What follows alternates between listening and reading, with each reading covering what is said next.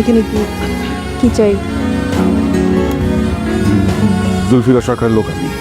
জুলফিকার সরকারের লোক অফিসে থাকে আর না হলে বাসার নিচে। বাসায় কি? তার মেয়ের সাথে প্রেম করতে আসছে। দূর, খেলাটাই তো নষ্ট করে দিলা। তাই না? আচ্ছা শোনো, ভাইয়া না সকাল থেকে ভালো রেসপন্স করতেছে। আমার মনে হয় তুমি পালায় যাও। তাই? ওকে, তাহলে চলো আমার সাথে কিছু মিলে পালাই। তুমি কি পাগল? বাবা যদি জানে তুমি এখান থেকে আমাকে নিয়ে বেরোতে পারবা? হ্যাঁ, চলো ওয়েট করি, তোমার বাবাকে বুঝায় যখন রাজি হবে তখনই যাবো।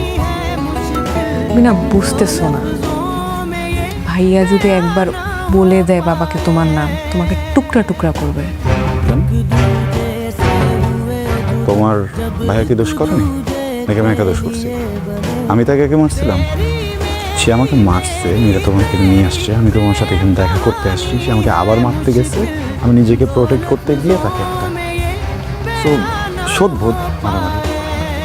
পৃথিবীর যে কোনো বাবা যদি জানে তার ছেলেকে কেউ হাত দিচ্ছে, তাকে কখনোই ছাড়বে না। আমার বাবা যেমন সুইট, তার সাথে সাথে ওরকম ভয়ঙ্কর।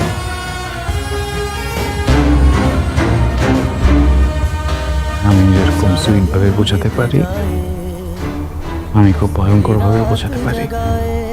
তোমার না কপালটাই খারাপ। ওর কপাল অনেক ভালো।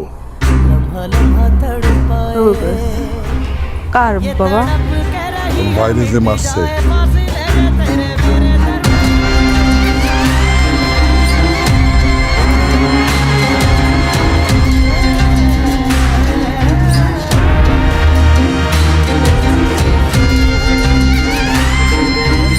ভাইয়া উঠছে বাবা? আল্লাহর রহমতে উঠে বসছে। কারণ নাম বলছে বাবা? ওর জবানে আমরা পটে নাই, কিন্তু যেদিন ফুটবে সেদিন কয়েকটা আমি ফালা দেবো।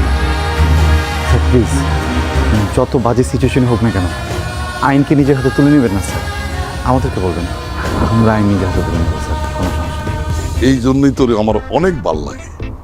বল আবার যাই করো, শিক্ষিত হইতে হবে।